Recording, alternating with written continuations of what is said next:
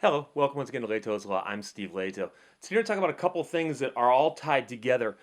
It's one of my favorite stories involving the law.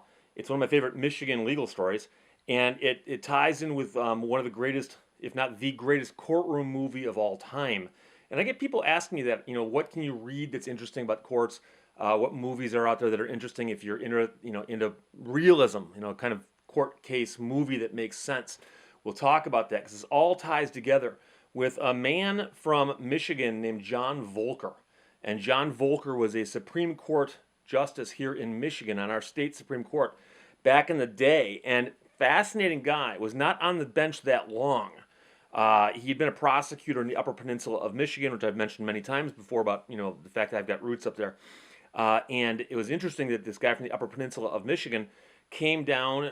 Was in the Michigan Supreme Court, made some very, very interesting decisions and wrote some very, very beautiful opinions. And one of my favorites involves nudists. People getting naked out in the woods. It's just, he's a fascinating guy, John Voelker. But the case that he's involved in, that I'm going to tell you about now, is also fascinating. And it just all kind of ties together in a way. So it's a little bit of history here, a little bit Michigan legal history, but I think this will be interesting to most people. And I'm getting the story from the Michigan Supreme Court Historical Society. Published this article a while back, and it's titled "People versus Hildebridal," which is the name of a case. And it says Voelker and the Art of Crafting an Opinion. And John Voelker is a guy who was an attorney, prosecutor, then a Supreme Court justice. But he's most famous for the fact that he wrote a book called Anatomy of a Murder back in the day. And he wrote it under a pen name of Robert Traver. And the novel was written in 1958. And that novel eventually made him rich and famous. And he's written a bunch of other books as well, including one that's often, if you look over my shoulder here and you see this blue book, it's called Laughing Whitefish. And it's by Robert Traver, of course, who's John Voelker. This book came after Anatomy of a Murder. And the interesting thing is, for those of you who are curious, Laughing Whitefish, it's one of those great place names. It's a reference to a river. And, the Whitefish River with the Laughing Whitefish River. So I always picture a fish standing there laughing, but of course, no, it's the river that's laughing. But that's another story altogether. So here's the thing. John Voelker was appointed to the Michigan Supreme Court. He was there for a few years. He ran once for re-election and was re-elected.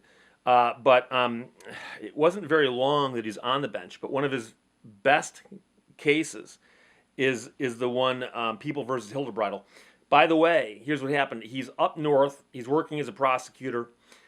He's published some stuff, but nothing major just yet.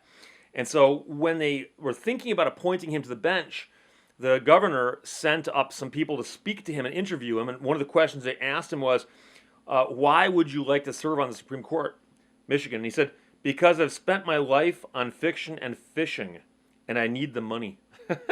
But he was joking. He was joking.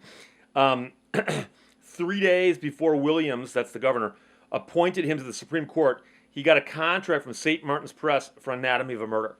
And Anatomy of a Murder went on to become a bestseller. It was also made into a movie, which is, in my opinion, the best courtroom movie ever made. I don't care. It stacks up against anything.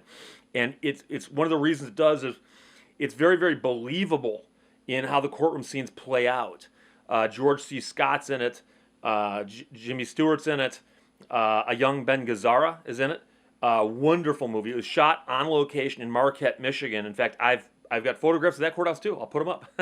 And I've been inside that courthouse, and I've actually had arguments in the courthouse as well, and things. But here's what we're getting at today. There was a nudist colony near Battle Creek, Michigan. And Battle Creek, of course, is the home of all the cereal companies. And there was a 140-acre campus that this nudist colony occupied, and they'd been there since 1942. There had never been a complaint about the fact there's a nudist colony out there. And so, for whatever reason, police officers decided to do something about the nudist colony that nobody complained about. So, in June of 1956, after it had been there for 14 years with no complaints, the police went there and found nudists. One of the officers used this observation to swear out a warrant for the arrest of the nudists. and he returned to serve the warrant on June 30th, 1956. He observed more campers, and he called in officers to arrest them all because they were, in fact, naked. They arrested Earl Hildebridle and several others on charges of indecent exposure, and an elderly widow justice of the peace bound them over for trial in Calhoun County Circuit Court. The nudists were convicted and sentenced to 30 days in jail, a $250 fine, plus court costs, and 2 years probation, and they then appealed that to the Michigan Supreme Court. Now, here's where it gets interesting. The Michigan Supreme Court got together, and they said, who wants to overturn this, who wants to have it upheld? And they had a vote, and it was going to be upheld. No question. So the Chief Justice Detmers said, okay, I'll write the majority opinion. And John Voelker said, okay, I'll write the dissenting opinion. And that's traditional. And you often have a majority opinion. You might have concurring opinions where they say, we agree with the outcome, but our reasoning is a little different. And then you have a dissenting opinion. Sometimes you have several dissenting opinions. I mean, that happens. And so here's what happened is the majority was going to uphold the convictions of the nudists. They were, in fact, nude. And John Voelker thought it should be overturned. And one of the things is that there was case law on the books in Michigan from the Michigan Supreme Court saying that being nude outdoors or around other people is indecent and obscene and should be, struck down with the full force of the law. So it seemed like a slam dunk that, why is this thing even up here? Obviously, it's just, rubber stamp it and send it back down. So Justice Voelker drafted his dissenting opinion, and as they're required to do, he then gave it to the other side, and they, of course, gave him a copy of the opinion they were going to hand down. And it was so powerful that it convinced Justice Edwards to break with the majority and change his vote. And now suddenly, instead of being a 3-4, it's a 4-3. And Voelker is now on the majority side. So they can actually overturn the conviction. And so they said to Mr. Voelker, Justice Voelker, they said, okay, your opinion is now going to be the majority opinion, and we're going to strike this law down based on how well written your opinion is and how convincing it is that the previous law, the previous cases in our court are wrong, and it's time that we actually overturn some of these archaic laws that are on our books.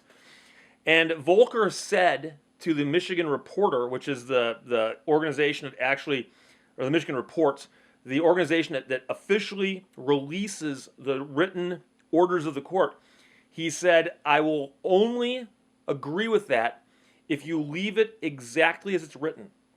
And the first two words of the opinion were, I dissent. And normally, somebody's writing a dissenting opinion will say, I dissent, and here's why. And so to have that be the first two words of a majority opinion doesn't make any sense at all, except that Voelker was trying to prove a point. He wanted to make it very, very clear that he recognized that what he was doing was going against the grain of prior case law, of hundreds of years of jurisprudence, but he was convinced that he was right. And although he was in the majority, now, he was in the minority just the day before. And so in his mind, the fact that these people on the Supreme Court, one vote changed to allow him to be in the majority and the winning side, he still wanted to point out that I recognize that what we're doing here is going against the grain. So as a result, in the Michigan Reports publication of the decision, the majority opinion begins with Voelker's original I dissent. Voelker insisted that the Supreme Court reporter keep this apparent anomaly in the reports. And this is what he said. The entire posture and thrust, and perhaps most of the strength of the opinion, is that it is a dissent. The fact would still be quite apparent, though more ambiguously, even where the suggested change is made. So they actually said, well, let's just remove the I dissent and publish it. He goes, no, leave it there. I want to prove a point. So the case that got overturned by this was called People versus Ring, a 1934 case that had upheld the conviction of nudists in similar circumstances because, and this is the quote, instinctive modesty, human decency, and natural self-respect require that the private parts of persons be customarily covered in the presence of others. And so, believe it or not, simply being nude was per se criminal under Michigan law. As one commentator noted, the Michigan court considered whether, in its own mind, this exposure would have been immoral, regardless of how the people present actually felt, and the judges would have been offended themselves, so they held that the policy of the state was offended. It's crazy. Now, Voelker was asked, and he wrote an opinion about whether or not indecent exposure laws then should just be repealed. And he says, no. Indecent exposure laws can make sense. Rather, he condemned the police action in this case as an illegal search and seizure. And then he also said, he also didn't think recreational nudity was indecent exposure. So the point is that no one had complained. Nobody filed a complaint and said, I saw something out in the woods I didn't want to see. Nobody did that. The police heard something was happening out there, so they went out there, and I don't know if they got naked or not, but they went out there, and when they went onto private property and looked around, they were offended by what they'd seen. Well, if you don't like what you're seeing on private property, don't go there, especially when you're not wanted there. So that's a major problem, and he's pointing out that's a constitutional issue, but he does go further, because he could have reversed it on those grounds alone. He could have just said, illegal search and seizure, boom, throw it away. But he wanted to point out that recreational nudity was not indecent exposure. He noted there was no public complaint against the nudists, whose camp was so thoroughly isolated that the police themselves had a hard time finding it. And so he said, so presumably the presumably outraged community boils itself down to a knot of determined police officers who, for some undisclosed reason, after 14 years, finally made up their minds and set up a trap to tip over the place. The police obtained warrants by an obvious subterfuge, which Voelker jokingly called Operation Bootstrap. Yet to say that the search and arrests here were illegal is an understatement. It was indecent, referring to the arrests. Indeed, the one big indecency we find in this whole case, descending upon these unsuspecting souls like stormtroopers. If this search was legal, then any deputized window peeper with a ladder can spy upon any married couple in the land and forthwith photograph and arrest them for exposing themselves indecently. Voelker was unwilling to burn down the house of constitutional safeguards in order to roast a few nudists. Voelker wrote that the Sunshine Gardens nudists were not engaged in indecent exposure at all, for they were only exposing themselves to like-minded nudists.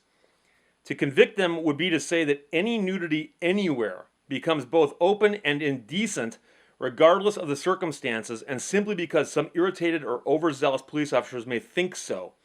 He classed nudists with advocates of various other American manias and fads, which we tolerate unless they try too strenuously to impose or inflict their weird beliefs upon those who happen to loathe these items.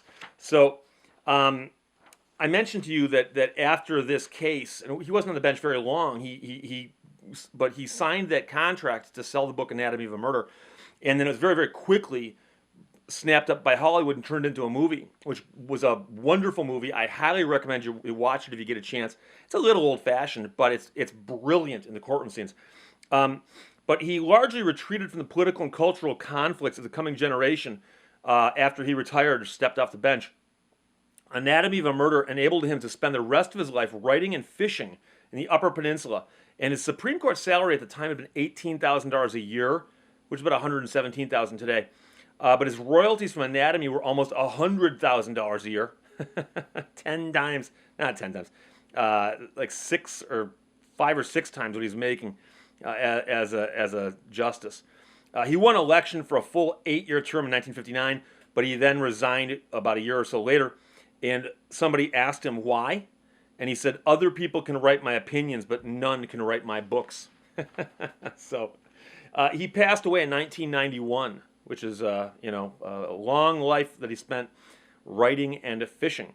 And he told one of his friends later on, basically talking about like life lessons and so on, "You are a success in life if you've had as much fun along the way as possible and hurt as few people as possible."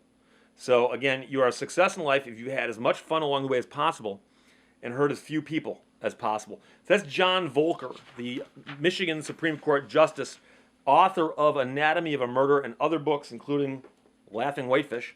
And one of the greatest legal minds, despite the fact he spent very little time on the bench, you know, by comparison to some other long-serving judges and so on. But his one opinion, People versus Hildebridal in particular, I find fascinating, especially because the majority opinion starts off with the phrase, I dissent. So that's John Voelker, Voelker, and his pen name was Robert Traver. So if you get a chance, look the man up. And if you get a chance to see the movie Anatomy of a Murder, I highly recommend it. Questions or comments? Fire them below. Talk to you later. Bye-bye.